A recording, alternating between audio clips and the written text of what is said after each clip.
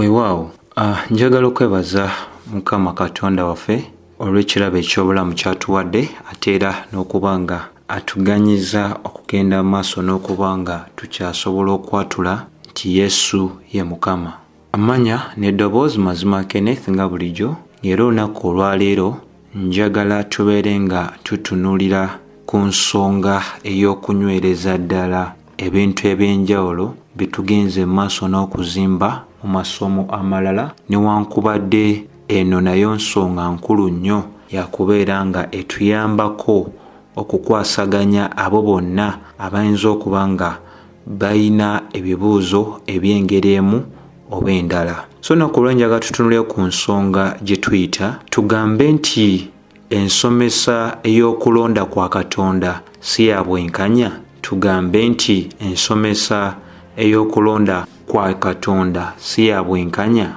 So ojja kizuula nti tuyina abantu bangi nga newankubadde basobola okuba n'okwemulugunya, beemulugunyiza muli mu kasirise, n'ekyensobola okubeera nga nkugamba gwe yenna atutte eddaala ery'okuba nga ogoberera amasomo gaffe ag'enjawulo ge tugenze maaso n'okuba nga tukola, kwe kugamba nti nze ng'omuntu siina kintu kyonna kye ŋŋenda maaso n'okuba nga nsomesa ng'ate nze kennyini sisoose kuba nga mbaako ebibuuzo eby'enjawulo bye nsooka okubeera nga neebuuza.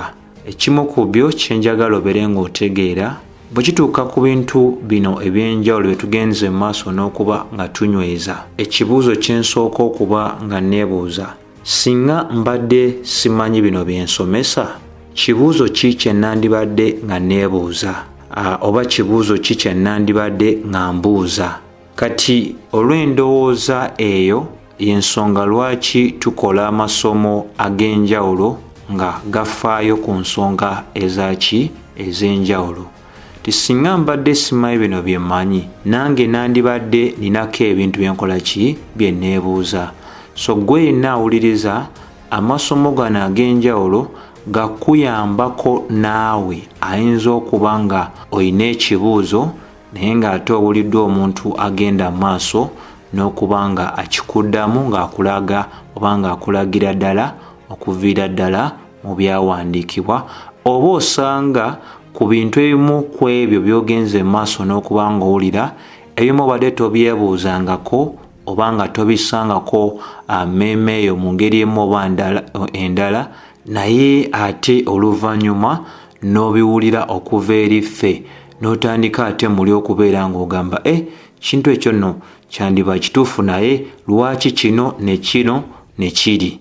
So ensonga lwaki ate njagadde tubeere nga tutunuulira ne ku guno omutwe wammanga nti tugambe nti ensomesa ey'okulonda kwa Katonda siyabwenkanya. Kati nno ekyo kisobola okusuubirwa okuva eri abantu bangi nnyo abayinza okubeera nga bayinamu embeera ey'okubeera nga tebamatiziddwa ku kino oba ne kiri, naye ate era kyenjagala tubeere nga tutegeera nti bantu bangi bali mu mubiri gwa Kristo Yesu nga tebalina kumanya okwekyo kye tuyita obukulu bwa Katonda ate n'okutegeerera ddala embeera ey'abaana b'abantu ey'omwoyo. Kikulu nnyo ffe okubeera nga tutegeerera ddala nti okusinziira ku nsomesa ya Bayibuli, abayitibwa abantu oba omuntu yafiira mu byonoono bye n'obujeemu bwe. Ayitibwa omuntu yafiira mu byonoono bye wamu n'obujeemu. Ekitegeeza nti omuntu kyagwanidde oba kyagwanira mu maaso ga Katonda bwe busungu bwa Katonda, era ekyo kibeera kya butuukirivu eri ffe abantu baffe ffenna aboonoonyi. Jjukira bulungi Baluumi 3:23 eraga nti ffe ffenna twayonoona ne tulema okuba nga tutuuka ku kitiibwa kya Katonda. Ensonga lwaki Baluumi 6:23 esonga ku nsonga eno ng'egamba nti empeera y'ekibi kwekola ki? Kwe kufa. Ekitegeeza nti okufa y'empeera ey'ebyonoono eby'omwana w'omuntu. Katonda si yasobya, Katonda si yayonoona, wabula ffe abaana b'abantu ffe abaayonoona. Era kye twagalira ddala okuba nga tunyweza nti mu kubanga Katonda ebimu ku byo ebimunnyonnyola nti mutuukirivu, mutukuvu, wa mazima, wa kisa, ate Katonda asala omusango eri abajeemu, talina nsobi yonna, talina muntu yenna gw'aba akoze kabi bw'atuuka okumulamula nga atunuulira ebibi bye by'aba akoze. Tujjukire bulungi nti buli muntu yenna ava mu Adamu, ensalawo ye oba okwegomba kwe kugobera ebyo ebintu eby'ekikula kye eky'obwonoonyi. Era tewali muntu yenna ava mu Adamu asobola kuba nga alonda Katonda newankubadde ebintu bya Katonda. Ffenna okusinziira ku masomo ag'enjawulo tugenze mu maaso n'okuba nga tukola kaakano, oba nga ogenze mu maaso n'okugoberera, ojja kikkiriza nti obutonde obw'omuntu butulagira ddala nti omuntu ayonoona kyeyagalire owatali na kubeera nga afuba, kubanga omuntu muddu wa kibi nga Yokaana 8:3 bwegendera ddala maaso n'okuba nga ekkaatiriza ensonga eyo. So yeno ensonga lwaki tugamba nti tewaliwo muntu yenna alina ndowooza ye oba okusalawo kwe nga kwa ddembe ddala. Lwaki? Okusalawo kwaffe ffenna abaana b'abantu abazaalibwa Adamu oba bava mu Adamu, okusalawo kwaffe kuli mu busibe, nti omuntu tasobola kulonda kintu kyonna kiri wabweru wa kikula kye. Jjukira, omuyembe gubala miyembe, omucungwa gubala micungwa. Oyo azaalibwa eyayonoona naye mwonoonyi, era ayonoona kubanga ekikola kye kya bwonoonyi. Wabula Katonda mu kuba nti mukulu eri abantu bonna, ate ye eddembe lye mu kubanga teririiko kkomo, ye yekka alina eddembe ly'osobola okugamba nti teririiko ani agamba. Ate mu kuba nti Katonda waffe mukulu eri abantu bonna, talina n'omu ku ffe gwe yeebuuzaako, era talina mbeera yonna mu ye ey'okuba nti agwanidde okubaako n'omu ku ffe gw'agwanira okubeera nga alaga obusaasizi bwe, oba okubaako n'omu ku ffe gwakola ki, gwalokola. Ebyo nno bwe mbyogera, abagenze mu maaso n'obimanyiira bayinza obiwulira obuwulizi naye ne batabisaako nnyo mulaka. Naye omulaka gwetaagisibwa okuba nga guteekebwa ku bigambo bino bye njogedde. Nkuddiramu nga ŋŋamba nti mu kuba nti Katonda mukulu eri abantu bonna, mukulu mu kuba nti ali ku ntikko y'ebintu byonna, tewali muntu ali waggulu we ate teriyo amuyigiriza. Katonda waffe ayina emirembe egitaliiko kkomo, talina muntu yenna gw'asobola kuba nga yeebuuzaako ku abo be yatonda, ate tekimulagirwa, tali wansi wa tteeka lyonna okubeera n'obusaasizi bwe eri omuntu yenna oba okubaako omuntu yenna gw'akola ki, gw'alokola. Ekyo kiba kitegeeza nti obusaasizi bwa Katonda bw'oba nga bwakusigala nga ekigambo obusaasizi kye kitegeeza, kiba kitegeeza nno obusaasizi okubeera nga bwa ddembe oba okubeera nga tubulabira ddala nga bwe bulina okuba nga bubeera. Obusaasizi tebulina kubeera nga omuntu mu ngeri emu oba endala abubanja. Tewaliiwo muntu alina bbeetu lya kubanja kusaasirwa. Lwaki obanja okusaasirwa ng'ate ogwanira kubanga obonereza? So obusaasizi bwa Katonda bwe buba nga bulekeddwa nga bwe bugwanidde okuba nga bulekebwa, kiba kitegeeza teri n'omu ku ffe alina kubeera ng'akola ki, ng'abubanja. So Katonda waffe bw'aba yateesa n'abaako be yalokola, bw'aba yateesa n'abaako be yalaga obusaasizi bwe, oba n'abaako be yalokola, abasigadde tetusobola kibanja. Lwaki wakikolera oli ate lwaki nze tewakinkolera? Kino tukyogera ne mu ngeri ya bulijjo ng'omuntu atambula ebibye n'agenda mu kibuga oba n'agenda mu kifo kyonna ekirala n'asanga abantu bano ab'oku nguudo abasabiriza obusabiriza, naye mu kusaasira n'abaako basaasira n'abawaayo tugambe ennusu 500 oba ennusu 1,000 oba 1,000 oba 50,000. N'abo bennyini babawadde oba 500 oba 1,000 tebasobola mubanja nga bamugamba lwaki ompadde 500 byokka, lwaki ompadde 1,000 lwokka, lwaki ompadde 50,000 zokka oba 1,000. Jjukira asaasidde busaasizi, ate gwe gwasaasidde obusaasizi obadde tokigwanira, oweereddwa buweebwe. Ate bali ababa tebaweereddwa tebalina bbeetu lya kubanja nga bagamba oli lwaki omuwadde 500, oli lwaki omuwadde 1,000, oli lwaki omuwadde 50,000, oli lwaki omuwadde 1,000 ate nze n'otampa. Lwaki? Nti nannyini ssente ezo talina muntu yenna amubanja, wabula mu bugagga obw'omutima gwe aba ayagadde bwagazi kubaako kwabo abantu enfunzi bagenda maaso n'okuba ng'ayamba ng'abawa ku bibye. So bwe kityo bwe tusobola n'okuba nga tukigereegeranya ku mbeera eno gye tugamba ey'ensomesa ey'okulonda okw'obwakatonda. Nti lowooza ku kino, kati bo bamalayika boogere ki? Kubanga teriyo muntu yenna, teriyo malayika yonna Katonda gye yagamba tyalirokola. Malayika zonna ezaaleka ekifo kyazo kasita zaayolekera mu bujeemu zo si za kulokolwa, wabula Katonda yasalawo kulokola baana b'abantu bokka. Bw'atyo bwe yakola ki? Bwe yateesa. Ffenna tumanyidde ddala ebyawandiikibwa birambulukufu bulungi ku nsonga zino wammanga ze tugenze maaso n'okuba nga twogerako ne mu masomo ag'enjawulo.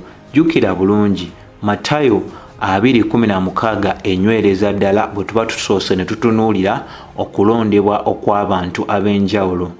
Matayo 2:16 egamba so bwe kityo bwe kiri nti ow'oluvannyuma anaabeera omubereberye era omubereberye anaabeera ow'oluvannyuma. Bangi bayitiddwa naye batono balondeddwa. Matayo 2:14 naye enyweza ng'eraga nti bangi bayitiddwa naye abatono be balondeddwa. Olwo tulina okugattako ne Matayo 2:4-22 eraga nti okuggyako ennaku ezo bwe ziribeera nga zikendeezeddwa tewaabeewo muntu yenna ow'omubiri alirokoka, naye ku lw'abalonde ennaku ezo zijja kendezebwa. Bwe tuba twekkaanyiza ne Matayo 2:4 naye ensonga ku mbeera eno ng'egamba nti mu biro eby'oluvannyuma wanaagolokokayo abo abeeyita Kristo era wamu n'abo bannabbi ab'obulimba, era banaalaga obubonero obw'amaanyi nnyo kutuukira ddala ku kigera nti singa kyali kisoboka balirimbye n'abo abayitibwa abalonde. Matayo 2:31 egenda maaso n'enyweza nti era alituma zimalayika ze wamu n'ekkondeere ery'amaanyi era zirikuŋŋaanya abalonde okuva ku nsonda ennya ez'empewo okuva ku buli luuyi lwonna olw'eggulu ku luuyi olulala. So bino tubiraba mu byawandiikibwa bingi ne bwe tuba tutunuulidde Luuka 18:7 naye enyweza ng'egamba nti Katonda taayanukule eri abo abalonde be. So bingi nnyo wetusobola okuba nga tulaba bino ebintu. Bakolisaayi 3:12 naye eyogera ku balonde, Baluumi 8:33 naye eyogera ku balonde, Baluumi 16:13 nayo eyogera ku balonde. Olwo nga mututwalidde ne Peetero ekisooka essuula olunyiri olwokubiri, Peetero ekisooka essuula eyokubiri olunyiri olwokuna, Peetero ekisooka essuula eyokubiri olunyiri olw'omukaaga, Peetero ekisooka essuula eyokubiri olunyiriri olw'omwenda, n'ennyiriri endala nnyingi nnyo ze tusobola okuba nga tukola tutya nga nazo tugenda maaso n'okuba nga tuzitunuulira.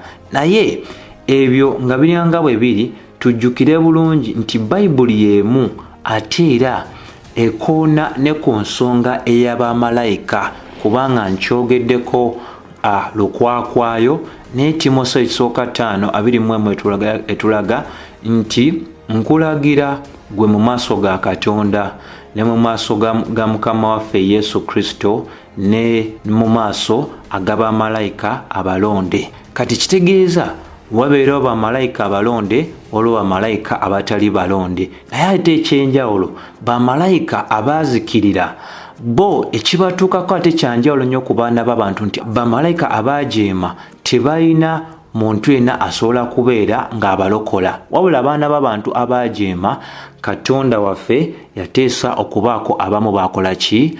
Baalokola. Ensonga lwaki tulaba nti bw'oba otunuulidde Peetero ekyokubiri essuula n'ogyekkanyiza ddala eyokubiri olunyiriri olwokuna lulagira ddala nti Katonda ataasobola kubeera nga asonyiwa zimalayika ezaayonoona n'azisuula mu geyeena era n'aziteeka mu njegere mu kizikiza ng'azikuumireyo paka ku lunaku olw'omusango.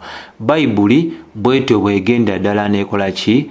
Ng'etulagira ddala ti bamalayika abaaleka ekifo kyabwe Katonda yabasuula mu geyeena n'abakuumireyo mu nzikiza mu njegere nga baterekedde olunaku olw'omusango. Kati ku kino kye twagala okuba nga tunywereza ddala kye kino nti Katonda bw'asalawo n'alokola abamu ku abo abajeemu nga baali bava mu Adamu, tusobola okugamba nti mu ngeri emu oba endala Katonda bw'aba yasalawo okulokola abamu ku abo abajeemu abava mu Adamu, kiba kitegeeza ti Katonda yalagira ddala ekisa kye ekiyitirira ku byetaago eby'obwenkanya n'obutuukirivu.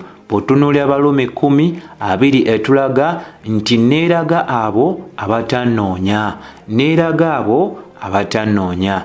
Bw'osoma Abaluumi 5:6-8 naye enyweza nga eragira ddala bulungi ti ne bwe twali tukyali banafu nga tetuli ba Katonda, Kristo bw'atyo bwe yajja n'abeera nga yakola ki? Nga yatufiirira. Olw'omusanvu ne lwoka lugamba nti si kya bulijjo okubeera ng'omuntu afiirira omuntu omutuukirivu newankubadde omuntu omulungi oli okugezaako okumufiirya. Naye Katonda olw'omunaana, naye Katonda yatulaga okwagala kwe nga bwe twali tukyali boonoonyi Kristo yatufiirira. Ssebo ne nnya abawuliriza, Katonda waffe Mukama waffe teyatufiirira nga tuli batuukirivu, teyatufiirira nga tuli b'amaanyi, teyatufiirira nga tuli ng'abo abatya Katonda, yatufiirira nga tukyali mu bunafu, yatufiirira nga tukyawa ebintu ebyo bwa Katonda, yatufiirira nga tukyali baki? Boonoonyi. Nga tetukomyawo, Bayibuli y'emu yenyweza bw'oba osome Peetero ekisooka essuula y'okusatu 18 ti omutuukirivu yafiirira abatali batuukirivu. Ensonga y'emu era egenda mu maaso n'esimbibwako omulaka mu Yokaana ekisooka essuula ey'okuna olunyiriri olw'omwenda paka olw'ekkumi bw'egamba nti mu kino tulaba okwagala kwa Katonda bwe kwalabisibwa mu masekkati gaffe ti Katonda yatuma omwana we omu yekka mu nsi tusobole okubeera abalamu okuyita mu ye. Olw'ekkumi mu kino mwe tulabira okwagala, si nti nno ffe twayagala Katonda wabula ye yatwagala n'atuma omwana we okubeera nga afuuka ekitambiro eky'ebibi byaffe. Ennyiriri ntoko ezinywereza ddala obukulu buno obw'ensonga era kyenjagala okuba nga nakyera nyweza nakyo wano ekikulu nti kyonna Katonda ky'akola akikola ng'agoberera okusalawo okw'okwagala kwe. Nkiddamu, kyonna Katonda ky'akola akikola nga agoberera okusalawo okw'okwagala kwe. Ekitegeeza nti bw'osoma Baluumi olw'omwenda olunyiriri 15 Bayibuli egenda mu maaso n'enyweza ensonga y'emu mu Baluumi 9:15-16 tiyayogera eri Musa ng'agamba n'aba n'okusaasira eri oyo gwe n'abeerako okusaasira. era n'agamba nti tekiriko oyo asalawo oba oyo ow'amaanyi n'eri Katonda asaasira. Mukwano, byebyo ebyawandiikibwa. Ekikulu kyengenze maaso n'okuba nga ntegeerera ddala nti abantu tebamanyi Katonda y'ani. Abantu bagamba nti bamanyi nti Katonda gy'ali, bamanyi nti Katonda ayinza ebintu byonna, naye bwe kituuka ku nsonga ey'obulokozi, abantu ate bateeka ekkomo ku Katonda, ne baagala Katonda agoberere ebirowoozo byabwe, ne baagala bamusalirewo kikyalina okukola ne kyatalina kuba ng'akola. Ne kino nakyo kikulu kyakuba nga tukitegeeza nti wabeerawo omuntu yenna akyalina embeera ewakanya ensonga ey'okuba nga Katonda yalonda oba n'asalawo alokole abantu abamu ate abalala abaleke. Ebyawandiikibwa bitwanukula nga byogera bwe biti. Bw'otunuulira Balumi essuula ey'omwenda onywera 18, Bayibuli etulaga nti naaba n'obusaasizi kw'oyo gwe naabeerako n'obusaasizi, era nkakanyaza oyo gwe mba njagadde okuba nga nkakanyaza. Onaŋŋamba nti lwaki asigala nga alaba ensobi ku ffe, ani asobola okwakanya okwagala kwe? Olwabiri ne lugamba gwani omuntu okwanukula eri Katonda ekyo ekyabumbibwa, obubumbi bwe kisobola okugamba oyo yakibumba lwaki onkoze bw'oti? Olwabiri mu olumu Bayibuli kyeva egenda maaso n'egamba tugambe nti omubumbi talina buyinza ku ttaka okubeera nga abaako mu ttaka n'akola ekibya ekimu nga kyakulaba obusaasizi bwe ng'ate ekimu kyakulaba obusungu bwe? Bayibuli bwetyo bwegenda maaso n'okuba ng'ensonga ekitegeereza ddala nti tuyina okuba nga tubaako ekifo we tutuuka nga tetuyina kubeera nga twanukula eri Katonda oba okubuuza Katonda ku nsonga ey'obutuukirivu. Nkiddamu, tuyina okuba nga tutuuka ku ddaala nga tetuyina kuba nga twanukula eri Katonda oba okubaako ekibuuzo kye tubuuza ku butuukirivu bwe. Ssebo ne nnyabo awuliriza, gwe nange tuli bitonde, Katonda waffe ye yatutonda. Kiba kya nsonyi nnyo ebitonde okutandika okubeera nga byanukula eyabitonda, ebibumbe okubuuza eyabibumba lwaki osalawo okubeera nga omumba bw'oti. Jjukira, singa teyakibumba tekyandibaddewo, naye kaakati tulina ebibumbe mu linnya ery'abantu ebyagala oba ebirina embeera ey'okuba nga buli sseera byanukula eri oyo omubumbi waabyo. Weena awuliza kino kitegeere nti obukulu bwa Katonda bulabikira mu ekyo kye yakola ne ky'anaakola. Obukulu bwa Katonda bulabikira mu ekyo kye yakola ne ky'anaakola. So ekikulu eky'okuba nga tufaako wano wammanga y'ensonga eno ey'ogamba nti si ffe abalina okunnyonnyola obutuukirivu kyeki n'obutali bwenkanya. Katonda yannyonnyola obutuukirivu bufaanana butya n'obutali bwenkanya bufaanana butya. Jjukira ddala bulungi Lubereberye 18:24 paka 25. Ye mutonzi waffe, ffe tuli bitonde bye. So kiba kitegeeza nti kyonna nga bwe tulabye mu Balumi 9:18 paka 24, ebyo ebyayogerwa mu Balumi 9:18 paka 24 byawandiikibwa okubeera nga bituleeta ku mbeera ey'okubeera nga bitukomya oba nga tunakkiriza ekigambo kya Katonda. Ate era ne Balumi 11:33 paka 36 nayo ennyonnyolera ddala obukulu bwa Katonda nti ffe abantu oba abaana b'abantu endowooza zaffe tezisobola kumalayo bukulu bwa Katonda n'ebirowoozo bya Katonda.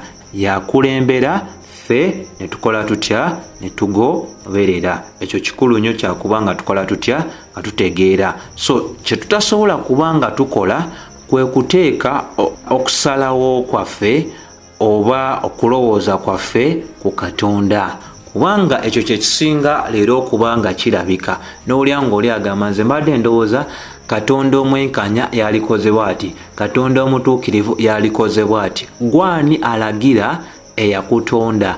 Gwani awa ebirowoozo oyo eyakutonda? Ssebo ne nnyabo awuliriza, bino bikulu byakutegeera nti Katonda mu kusalawo kwe bw'aba yasalawo okubeera nga atonda abantu abamu okubalokola ate n'asalawo obutalokola bantu balala, ekyo kwali kusalawo kwe okw'obwakatonda era tetulina musingi gwonna kukiyita embeera etali ya bwenkanya. Nkiddamu, bw'aba Katonda mu bukulu bwe ne mu kusalawo kwe yasalawo okutonda abantu abamu nga ajja balokola ate abalala nga si wabbalokola, ekyo kiba kitegeeza okwo kwali kusalawo kwe okw'obukulu bwe era tetulina musingi gwonna gwa kuyita mbeera eyo nti si ya bwenkanya. Kati so ekyo nkyogedde nga nakyo kyakugezaako kubeera nga nzikakkanya gwe yenna ayinza okuba nga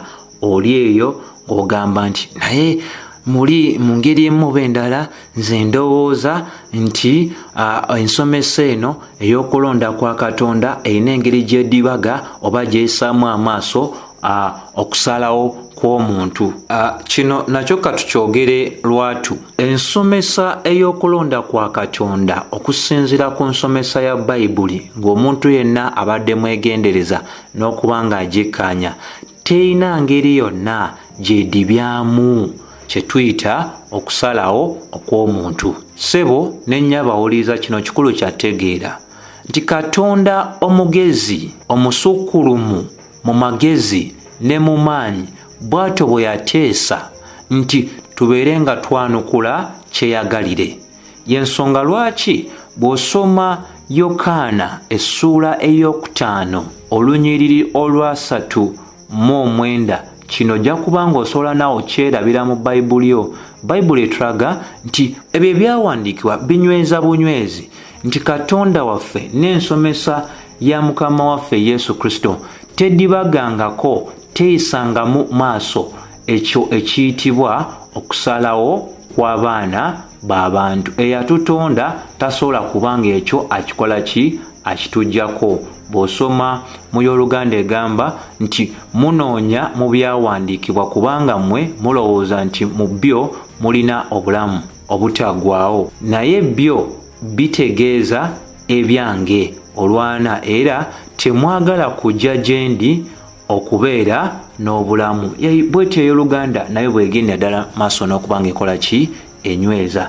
Ensonga y'emu osobola okuba ng'era ogiraba mu Yokaana essuula ey'omunaana olwa 43 paka 44, Matayo 23 olwa 37. In fact olwo kandusome nalwo lututegeereze ddala bulungi nti Katonda waffe talina n'omu gwaganye kujja gy'ali, naye tetusobola kugenda gy'ali kubanga tunyumirwa ebibi byaffe, endowooza zaffe, okusalawo kwaffe kuli mu busibe obw'ekibi. Aba Matayo 23 olwa Yerusaalemi atta bannabbi, akasukira amayinja abantu abamutumibwa gy'ali. Emirundi emeka gye nayagalira ddala okuŋŋaanya abaana bo nga enkoko bwekuŋŋaanya obwana bwayo munda ne bwambatirirayo naye ne mutayagala. So kati ekyawandiikibwa kiragira ddala obutayagala tebuva eri Katonda, obutayagala buva eri ffe.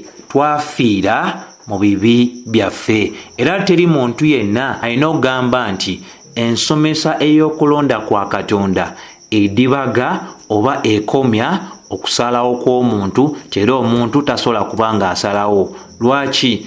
Nga bwe tunnyonnyodde ne mu masomo amalala gonna nti tewali n'omu Katonda gwagaana kujja gy'ali, wabula obwangu obuliwo ti ne bwe tuyitibwa okuyita mu njiri tetusobola kwanukula okuggyako Katonda yekka nga yatuyambye ne twanukula, kubanga ffe ku lwaffe twafiira mu bibi byaffe, tetuli balamu ate tusobola kwagala bya bwa Katonda oba kwagala Katonda n'ebyo ebigenda mu maaso n'okuba nga bikola bitya nga bimukwatako. Kijjukire bulungi nti abantu bonna abasigala mu kubuusabuusa bakikola kubanga tebaagala kujja eri Katonda, era omutawaana guli kwabo abatakkiriza.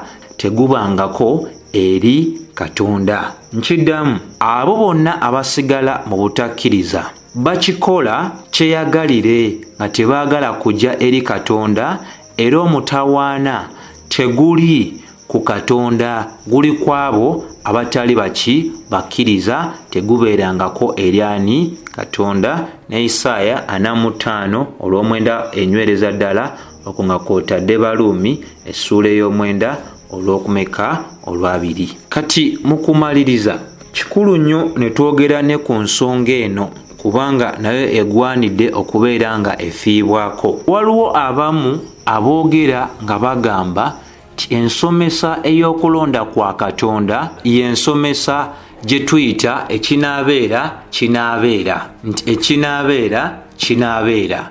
So endowooza eyo egamba nti ekinaabeera kinaabeera y'endowooza eraga nti okusalawo oba okulonda okw'abantu tewali njawulo yonna esobola kubeera nga esalibwawo okusalawo kw'abantu. Era endowooza eyo ey'ogamba nti ekinaabeera kinaabeera y'endowooza eraga nti ebintu byonna ku nkomerero y'olunaku bigenda kubeera nga Katonda bwe yabiteekateeka okubeera, ye kati nze nsalirawo ki? So endowooza eyo nkyamu nnyo kubanga ekomeza ddala kye tuyita okusalawo kw'omuntu ng'eraga nti okusalawo kw'omuntu tekulina makulu gali awo. So omuntu oba asazeewo oba tasazeewo, Katonda kyateesa nti kinaabeerawo kye kinaabeera. Bayibuli ssebo ne nnyabo awuliriza tesomesa bw'etyo, wabula endowooza eyo egamba nti ekinaabeera kye kinaabeera y'endowooza mu bufunze ejjawo okubeera nga abantu nga babeera babuvunaanyizibwa, kubanga endowooza eyo emalawo obuvunaanyizibwa mu muntu. Omuntu n'atandika otambula nga bw'asanze, n'akola nga bw'ayagala, kubanga agamba kyonna Katonda kye yateesa kye kinaabeera. So embeera eyo oba endowooza eyo mufunze tusobola okugamba nti erina engeri gy'erabamu Katonda ng'atali muntu wa ddala, wamu ate n'ensi gye yakola ki? Gye yateekawo, nti byonna ebinaabeera byateekebwawo dda, emirembe n'amaanyi agatategeerekeka emyaka mingi nnyo nnyini ddala. So endowooza eyo efuulira ddala abantu okubeera nga ebyuma, ne babanga kye tuyita zi mashini oba mu lulimi olwa bulijjo kye tuyita zi robots. Nti bwe twogera ku robot oba ekyuma nga kikoleddwa mu ngeri ya tekinologiya, kiba kitegeeza nti ekyuma ekyo tekiina kisobola kwesalirawo, kikoleddwa buki bukolebwe. Kati kiba kitegeeza nti ekyuma ekyo tekitegeera, gwakiteekamu okola ki? Okutegeera. Naye ate ensomesa ya Bayibuli eraga nti abaana b'abantu Katonda si bw'atyo bwe yabatonda. Abantu bategeerera ddala, era abantu basobola okubeera nga bakola batya? Nga bawulira ddala. So kyenjagala tubeere nga twawulira ddala wano bulungi oba nga tuteerereza ddala wano bulungi, ensonga ey'ogamba nti okusinziira ku ndagaano empya engeri gy'esomesaamu etulagira ddala nti bwe kituuka ku nsonga ey'obulokozi, obulokozi obuleetebwa Katonda owa ddala alina enkolagana n'abantu abaddala be yatonda, alina be yateeseza n'abalondera mu mwana we Yesu Kristo nga bwe tulaba mu Befeso 1:4-5. Era ekikolwa ekya Katonda okulonda abantu abamu si kikolwa kya muntu atategeera oba omuntu atali waki wa ddala, wabula tusobola okuba nga tugamba nti omukwano gwa Katonda gulabikira mu bantu abo abaddala be yalonda. Era nga bwe tulabira ddala nti omukwano gwa Katonda n'okufaayo kwa Katonda kulabikira mu bitonde bye byonna, nga bw'abiwa enkuba, bw'abiwa omusana, nga bwe yabiwa ensigo ez'enjawulo, era n'aganya ebintu eby'enjawulo okuba nga bimera. Era n'abo abajeema eri Katonda tulabira ddala okuyita mu byawandiikibwa nga Katonda abeegayirira okuyita mu baweereza be ab'enjawulo, nga bwe tusobola okubeera nga tutunuulira ekyawandiikibwa ekiri mu Ezekiel essula eya 3:10 lulaga lutya amakulu? Lutulaga bwe luti, bagambe nti nga bwe ndi omulamu bw'ayogera Mukama Katonda, sina ssanyu lye nsanyukira okufa okw'omubi, wabula omubi akyuke ave mu kkubo lye abeere mulamu. Mukyuke okuva mu kkubo gammwe amabi, kubanga mwagalira ki okufa, ayi ennyumba eya Isirayiri. So ebyawandiikibwa bitulagira ddala nti Katonda yeegayirira abantu n'okuyita mu bannabbi be ng'alaga bane mukyuke, muleke amakubo gammwe ag'amabi, mufiira ki? Kikulu kyategeera nti mu byawandiikibwa omuntu talabwangako nga kyuma kiweebwa buweebwe biragiro, watali kubanga omuntu yeesalirawo, kubanga Katonda yakola omuntu ng'asobola okubeera mu nkolagana n'omulala nga bwe tulaba omwami n'omukyala mu bufumbo. Era abantu abo yabakola nga basobola okukolera ddala, basobola okubaako bye balonda ne bye basalirawo ddala kyeyagalire, ate era basobola okubeera nga bagaana n'enjiri ya Mukama waffe Yesu Kristo. Mukama waffe Yesu Kristo okuyita mu Matayo 10:28 agenda mu maaso n'agamba, mujje gye ndi mmwe mwenna abakooye era abazitowereddwa, nange n'abakola ki? N'abawummuza. Ebyawandiikibwa bitulagira ddala lunye nti okuyitibwa kugenda eri buli muntu yenna asobola okubanga awulira era asobola okubanga ayanukula era n'akola okusalawo, era okusalawo kutegeerekeka ddala, wabula abo bonna abatajja bagaana olw'obutajja kubanga bajeemu nga bwe twalabidde ddala mu Yokaana essula ey'okutaano olunyiriri 4. Kati n'ekyangu eky'okubanga njogerako wano kye kibuuzo omuntu kyayinza okubanga nakyo alina ekigamba nti tumanya tutya abo abalonde. Mukwano kikulu nnyo okutegeera nti Katonda tatulagangako mbagirawo nti ono n'ono mulonde, wabula kye tusobola okugamba nti singa omuntu yenna aleka amakubo ge amakadde n'akkiriza enjiri ya Kristo Yesu, tusobola okuba n'obwesige nti Katonda omuntu oyo yamulondera obulokozi, nga bwe tulaba mu Bassalonike ekisooka essula esooka olunyiriri lw'okuna n'olwokutaano, wamu ate era ne mu bitundu ebirala nga Bikola Batume 16:9, Bikola Batume 18 olw'omwenda paka olw'ekumi, ne Timoseewo ekyokubiri 2:10. Ebyandiikibwa byonna binyweza ku nsonga eyo y'emu. Era tusobola n'okuba nga tugamba nti okusalawo okwaddala eri abamu okubanga balokoka n'abalala okubanga tebalokoka tekuli mu buyinza obwabo abaana b'abantu. Nga bwe twalaze, okusalawo okw'abaana b'abantu kuli mu busibe obw'ekibi. So Katonda yalonda abantu, si be balonda. Era okulonda kwa Katonda tekwesigama ku kumanya kwe okwani anaaba n'okukkiriza mu ye, n'ani ataabe n'okukkiriza mu ye olunaasalawo n'alonda. Nedda, okusinziira ku Balumi essula ey'omwenda onyiriri lw'ekumi paka olw'ekumi-n'omukaaga si bwe lutyo bwe lutusomesa, kubanga ebyandikwa bitulaga nti abaana nga tebannaba kuzaalibwa, nga tebannaba kubaako omulimu omulungi oba mubi gwe bakola, olwo ekigendo ekya Katonda eky'okulonda kiryoke kiyimirire nga si kyabikolwa wabula kyoyo agenda mu maaso n'okuyita. Olwo nga tetwerabidde ne Balumi 8:29 paka 3 etulagira ddala nti abo Katonda be yamanya. Ekigambo ekyo Katonda be yamanya tekitegeeza abo be yategeera nti baligenda mu maaso n'okuteeka okukkiriza kwabwe mwani mu ye.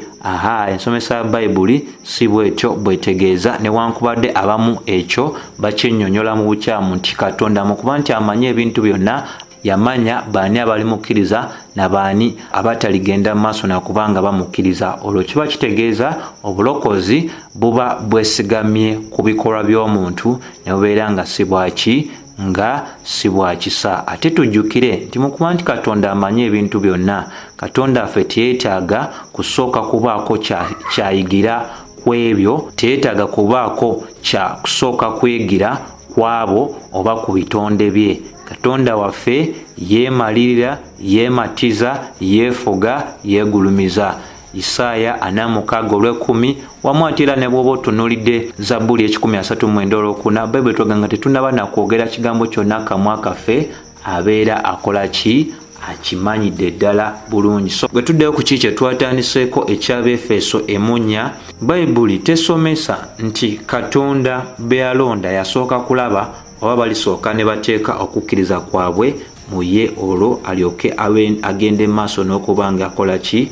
Ng'abalonda. Singa bwekityo bwe kyali kiba kitegeeza Katonda abeera yafiirwa ebimu ku ebyo ebimunnyonnyola okuba nga yaani ye Katonda, ng'okubeera nga tyesigama ku muntu yenna, ng'okubeera nga ayina obusobozi obumanya ebintu byonna, era kiba kitegeeza aba takyali Katonda. Balumi 11:5 paka 6 Bayibuli etulaga nti bwe kibeera nga obulokozi bwa kisa kiba kitegeeza si bwa bikolwa, bubeera nga bwa bikolwa kiba kitegeeza si bwa kisa. Naye Bayibuli omulako eguteeka ku nsonga eyo gamba nti obulokozi bwa kisa. So bwe twogera ku kulonda okw'obwa Katonda, kulonda okw'obwa Katonda tekuyinaako kuyambibwa kwonna okw'abaana ab'abantu. Katonda be yalonda yabalonda okusinziira ku kusalawo kwe okulungi. Ng'era Wayne Grudem yagenda maaso naye n'agamba tewebanga okulonda kwali kwesigamye ku bulungi obwa Katonda n'obukulu bwe obw'okusalawo okutwagala newankubadde tetwali balungi oba nga tulinako n'akalungi konna ke twakola, olwo kikulu nnyo ffe okubeera nga tubeera n'okwebaza okw'amaanyi nnyo gy'ali olw'obulokozi bwe twali tetugwanira, era emirembe gyonna tugwanidde okubeera nga tukola tutya? Nga tumusinza olw'ekisa kye ng'Abeefeso 1:6 bweragira ddala bulungi. So mukwano, okulonda kwa Katonda tekwesigama ku kintu kyonna omuntu kyalina osooka okuba ng'akola, wabula gwe yenna ali eyo awuliriza, kikulu nnyo gwe okuba ng'otegeera nti okulonda kwa Katonda kwesigamye ku nsonga emu, era ensonga eyo bwe bukulu obw'okusalawo kwe. Kitegeereza ddala bulungi nnyo nti Katonda waffe yatulonda kubeera nga atuwa omukwano gwe, era n'olw'ensonga eyo kulonda okw'obwa Katonda tekwesigamye ku bisaanyizo oba ku bukwakulizo buno na buli Katonda kyasooka ogenda mu maaso n'okuba nga akola ki? Nga alengera. Abalonde basobola kuba nga bayitegeera batya nti balonde? Waliwo ebintu eby'enjawulo ebiragibwa abantu abo bonna abaayanukula eri okuyita okw'enjiri, abo tusobola okukkiriza nti balonde ba Katonda. N'abo bonna be yakyusa okwagala kwabwe ne kudda ku ye, abaakyawanga ebintu bye kaakano nga baagala ebintu bye nga bakakkanira obukulu bwe, ako nawo kabonero akalaga nti omuntu oyo mulonde wa Katonda. Abo bonna abajjudde okwagala mitima gyabwe eri Katonda n'ebintu by'obwa Katonda, ebyo byonna bisonga ku mbeera ey'okugambira ddala nti oyo mulonde, y'omu ku abo abalonde ba Katonda. Abo bonna ababala ebibala nga ebyo ebitulagibwa mu Bagalati essula 5:22 paka 23, Bayibuli etulaga ebibala ebyo ng'ebibala ebyo bya mwoyo mutukuvu, omuli ekibala eky'okwagala. Omuntu ng'alina okwagala nga n'abala basobola okukirabira ddala, ako kabonero akalagira ddala nti omuntu oyo ali omu ku balonde. Abajjudde essanyu ng'essanyu lyabwe teryesigamye ku bugagga oba balina kino oba kiri, ako nako kabonero akalagira ddala nti omuntu oyo y'omu ku balonde. Omuntu nga wa mirembe tabeera mu ntalo n'abantu balala, ako nako kabonero akalaga nti oyo omuntu bw'aba agamba nti mu Kristaayo yakkiriza Kristo Yesu, ke kamu ku bubonero obulagira ddala nti omuntu oyo y'omu ku balonde ba Katonda. Abagumiikiriza masekkati g'embeera zonna, nako kabonero. Abeeyisa obulungi, abeesigwa, abakakkamu, abeefuga, ebyo byonna omuntu watandika okubaako ku ebyo ebintu nga abirabisa mu bulamu bwe, kisongera ddala ku nsonga eraga nti omuntu oyo y'omu ku abo abalonde ba Katonda. Jjukira mu mboozi emu ya Mukama waffe Yesu Kristo yali ayogera ku mboozi ey'omusizi, yagendera ddala mu maaso n'atulaga amataka ag'emirundi ena, n'amataka agasookera ddala ag'emirundi esatu gaagaana okubeera nga gabala. Amataka ago gakiikirira abo abatali bakkiriza. N'ettaka eryokuna liraga nti ensigo bwe yasigibwamu n'emeruka n'ebala, omwali 3, omwali 6, omwali 100. Ettaka ery'omulundi ogwokuna likiikirira abakristaayo bonna. Tibasobola obutabala kigera kye kimu naye babala, balina ebiragibwa mu bulamu bwabwe, tibakkiriza Mukama waffe Yesu Kristo, era entambula yaabwe eragira ddala nti bagonvu ate si bajeemu eri Katonda n'ekigambo kye, nga ate era ne Peetero 1:2 bwegendera ddala mu maaso n'okuba nga enywereza ddala ensonga eyo. So mukwano, bingi nnyo bitusobola okuba nga twogera ku mbeera eno, naye kansuubire nti ebimu ku ebyo byengenze mu maaso n'okuba nga nsongako ku mutwe guno ogw'okugamba nti tugambe nti ensomesa ey'okulonda okw'obwakatonda siyabwenkanya, byengenze mu maaso n'okuba nga nkusongerako, kansuubire nti binaakuyamba okuba nga otegeera nti kikyamu nnyo okulumbagana Katonda oba okwanukula Katonda, kubanga ekyo kyonna kyeyateesa okuba nga akola era kyalikola kyekyo kyeyalaba nga kirungi, tugwande okuba nga tukakkana wansi w'obukulu obwa Katonda. So Mukama waffe nga bwali omwesigwa, gwe tusaba era ayambeko mmwe mwenna abayinza okuba nga mwina ebibuuzo, nga newankubadde essomo nga lino likoleddwa musigala nga mukyayinamu akabuusabuusa wano ne wali. Nze sina n'omu gwe nsobola kubeera nga nkyusa, nensaba Katonda oyo eyanyamba okuba nga nsobola okubeera nga bino mbitegeera, naawe akukwatibwe ekisa akuyambe abeere nga yeeraga gy'oli okuyita mu byawandiikibwa, nga naawe ogondera ebyawandiikibwa. So sobola kuba nga nsukako wano, wabula ogamba nti ekisa kya Mukama waffe Yesu Kristo kibeere eri mmwe mwenna. Amiina.